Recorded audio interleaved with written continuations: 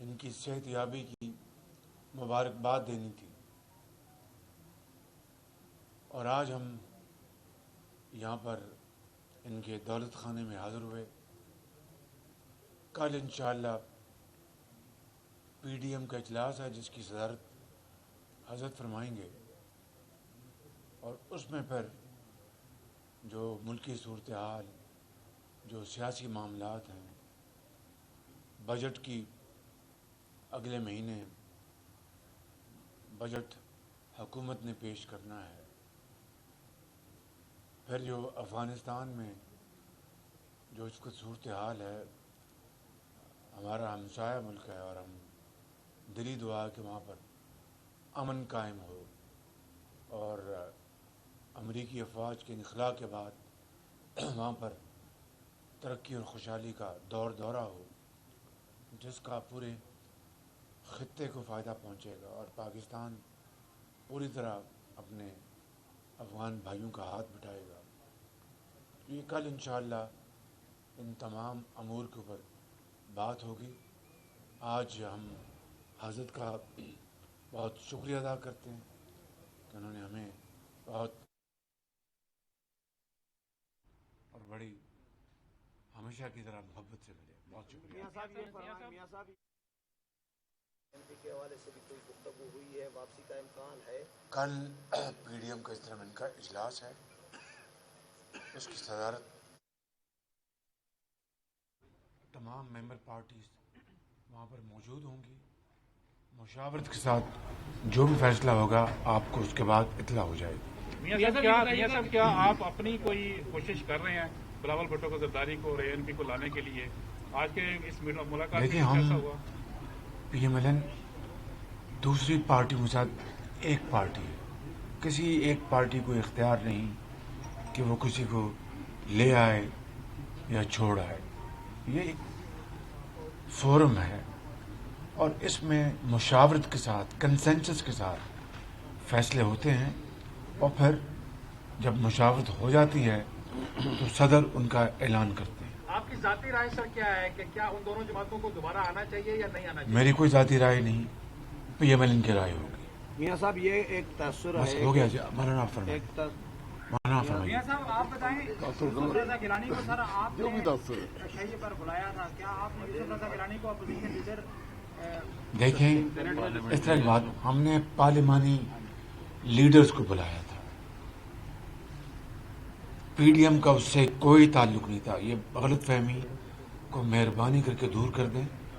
شاہد عباسی صاحب نے اس بات کا پوری طرح اس کی وضاحت کر دی ہے کہ وہ پارلیمان اسمبلی میں اور سینٹ میں جو ہیڈز ہیں ان کو ہم نے دعوت دی تھی، اور اس میں چونکہ تمام جو اپوزیشن پارٹیز کی مہربانی سے انہوں نے مجھے منتخب کیا ہے لیڈر آف دی اپوزیشن، میرا یہ فرض ہے، میری ذمہ داری ہے کہ ہم مشاورت کے ساتھ پارلیمان میں، اسمبلی کے فورم میں ایک مشترکہ لائحہ عمل بنائیں، جس سے بجٹ اور ان کی جو تمام جو محاذوں میں بدترین غفلت ہے، میسو فیلیئرز ہیں، ان کو ایکسپوز کریں۔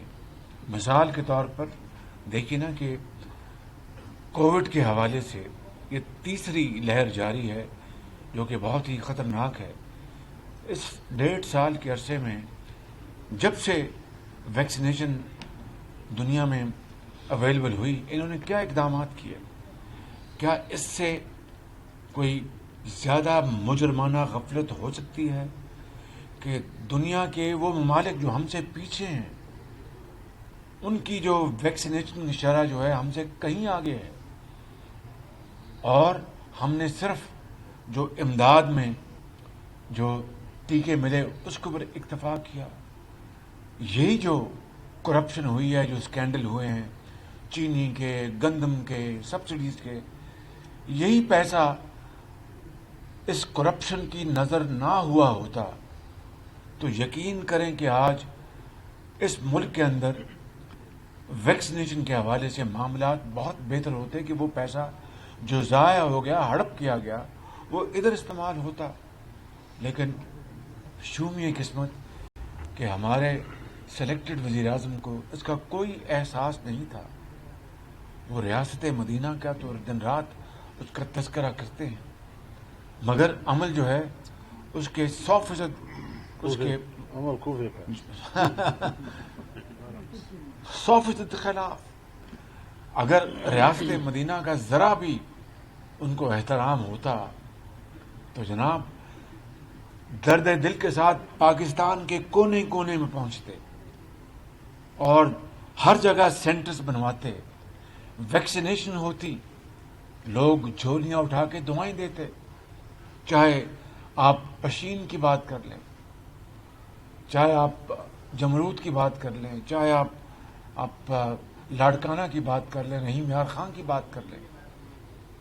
دیکھیے، میں خود نمائی کی بات نہیں کرنا چاہتا، بات لمبی ہو رہی ہے. جب ڈینگی آیا تو اپنے لیڈر نواز شریف کی سربراہی میں ہم نے جان توڑ کوشش کی، گھر گھر سپرے کروائے، وزیر جاتے رہے، میں خود جاتا رہا، سڑکوں پہ پیمفلٹس بانٹے. جو بلڈ ٹیسٹ کی مشینیں تھیں ہم نے درجنوں کے حساب سے ایئر فریٹ کروایا.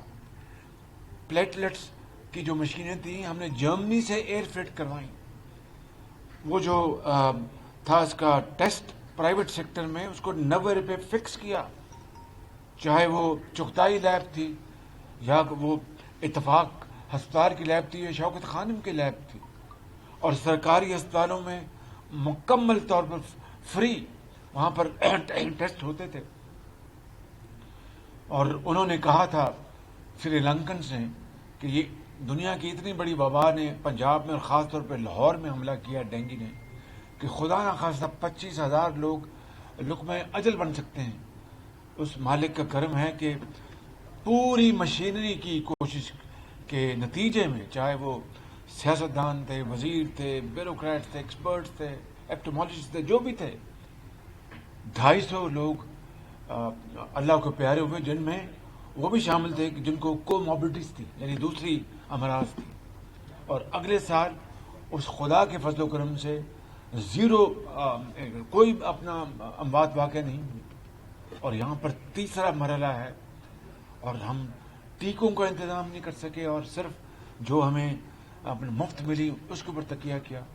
تو باہر کا بات بہت لمبی ہوگی. میں آپ کو شکریہ ادا کرتا ہوں. کل پی ڈی ایم کی میٹنگ ہوگی، اب حضرت بات کریں. بس مہربانی. جی چلیے جوان سے بات کریں. میں انتہائی شکر گزار ہوں جناب میاں محمد شہباز شریف صاحب کا اور ان کی ٹیم کا کہ انہوں نے ہمیں عزت بخشی، تشریف لائے. اور 2 روز پہلے بھی وہ تشریف لائے تھے میری صحتیابی کے حوالے سے.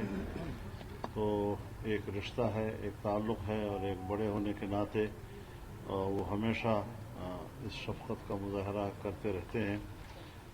جن مسائل کی طرف انہوں نے اشارہ کیا، یقیناً پاکستان 2-3 سالوں سے اس سے دوچار ہے.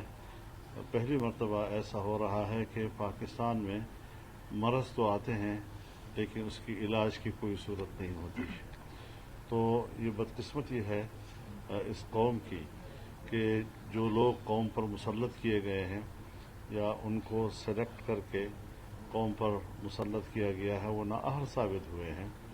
اور نااہلی کے بعد پھر ان نااہلوں کو سہارا دینا یہ اس سے بڑا ایک جرم ہے جو ہم سمجھتے ہیں کہ ہر ایک کو نظر ثانی کرنی چاہیے اپنے ان غلطیوں پر جو اس سے پہلے سرزد ہوئی ہیں، چاہے وہ ادارے ہیں، چاہے وہ جماعتیں ہیں، چاہے وہ ہمارے عوام ہیں، چاہے وہ پبلک ہے، چاہے وہ نوجوان ہیں، کہ اب ہم نے کس طرح اپنے ملک کے مستقبل کو سنوارنا ہے.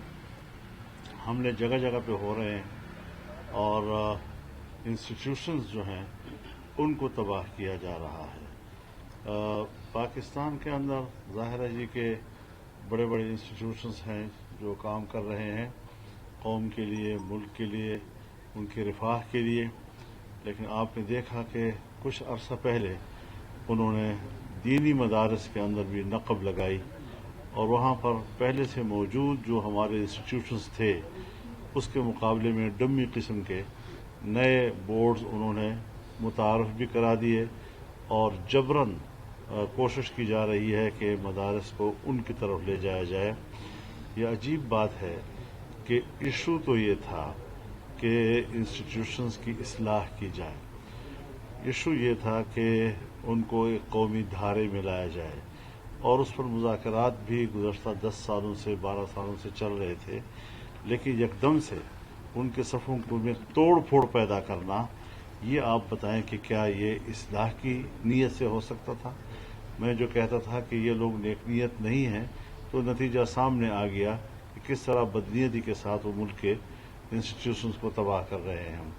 وقف املاک کے حوالے سے ہم نے بات کی ہے، یہ سرے سے قرآن و سنت کے خلاف ہے، یہ سرے سے پاکستان کے آئین کے خلاف ہے، یہ سرے سے پاکستان کے اندر دیے ہوئے انسانی اور بنیادی حقوق کی نفی ہے. اور اس حوالے سے ہم نے کہا ہے کہ اس کے شرعی تعین، آئینی تعین، قانونی تعین کے لیے اس کو اسلامی نظریاتی کونسل میں بھیجا جائے.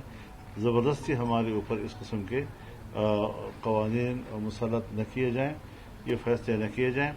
اور ظاہر ہے کہ جہاں پر ہم اس قسم کے داخلی خلفشار کا شکار ہیں اور قدم قدم پر ہم کنفیوژن پیدا کر رہے ہیں اداروں کے اندر، چاہے وہ نجی ادارے ہوں چاہے وہ سرکاری ادارے ہوں، وہاں پر خطے کی جو صورتحال ہے اس میں بھی کوئی ہم ایسی جگہ نہیں کھڑے ہوئے کہ جو پاکستان کے استحکام کا سبب بن رہا ہے.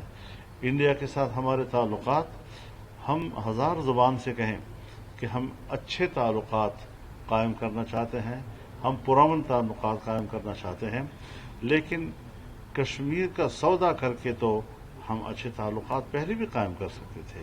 اس پر اپنے موقف میں تبدیلی لا کر ہندوستان سے بہتر تعلقات کے مواقع تو پہلے بھی آئے تھے، لیکن اس طرح کے ہم ایک قوم کو بیچ کر، ان کی عزت و ناموس کو بیچ کر، ان کی انسانی حقوق کو بیچ کر ہم اس کے مسئلے پہ بات کریں.